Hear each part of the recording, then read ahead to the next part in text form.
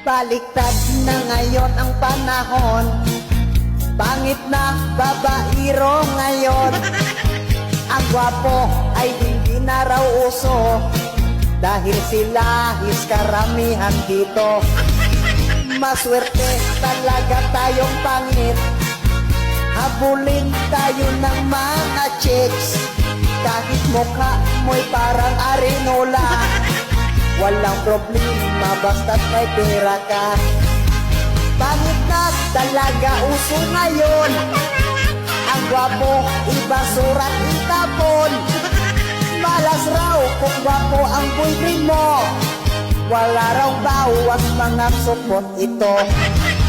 Si Dailin, gwapo raw kanyang boyfriend, nang diri siya tuwing pagsapit ng dilim. Ang ari raw nito ay maliit, puro balat kung tingnan parang tinik. Nagsawa si Dailin sa gwapo, kaya pangit na raw ang kanyang gusto. Pagbangit raw kasi ang boyfriend niya, laking batot raw ang dala-dala.